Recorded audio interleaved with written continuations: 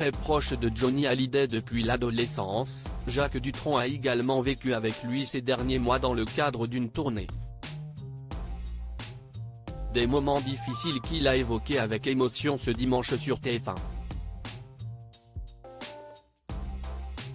Dans 7 à 8 et l'interview menée par Audrey Crespo-Mara ce 12 novembre sur TF1, Jacques Dutronc s'est confié sur ses anciens excès, et notamment ses soirées de débauche et d'ivresse avec Serge Gainsbourg à la suite desquelles les deux hommes ont pu finir en garde à vue.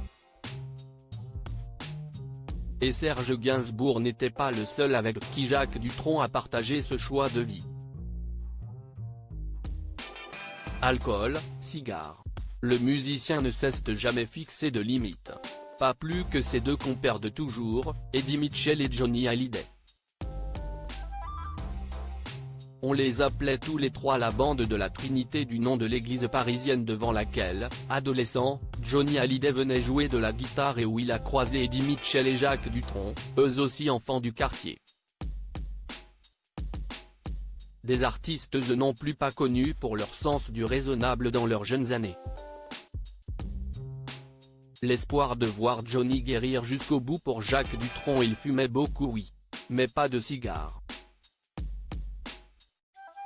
Si, Johnny s'était mis au cigare une fois ou deux, a confirmé Jacques Dutronc avant d'évoquer la dernière tournée qu'a effectuée, avant de mourir quelques mois plus tard, l'idolé des jeunes en 2017 aux côtés de ses camarades de toujours avec qui il avait formé le trio des vieilles canailles.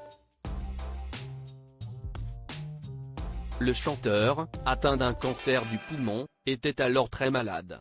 Ça me faisait du mal de le voir comme ça, a alors confié Jacques Dutronc, ému. Mais bon, il a assuré.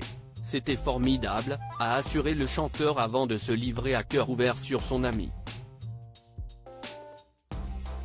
Je pensais qu'il allait s'en sortir quand même. Vu le courage qu'il avait, je me disais il va combattre ce mal. Même s'il chante plus, il sera là. Enfin il est toujours là, mais bon, pas de la même manière. Des problèmes de santé irrémédiables pour Françoise Hardy. Dans la même interview, Jacques Dutronc a également évoqué l'ancien couple mythique qu'il a formé pendant au moins 20 ans avec Françoise Hardy, avec qui il est d'ailleurs toujours marié. J'ai toujours eu du mal à lui dire des mots d'amour, j'ai du mal à dire ça. Ce n'est pas mon truc, je ne sais pas. Ça doit se deviner. Je ne sais pas, je n'y arrive pas, a-t-il déclaré pour expliquer la pudeur qu'il a toujours entretenue vis-à-vis de la mère de leur fils Thomas. CST également au sujet de la santé de celle-ci qu'il a donné des nouvelles peu réjouissantes. Elle ne peut pas aller mieux.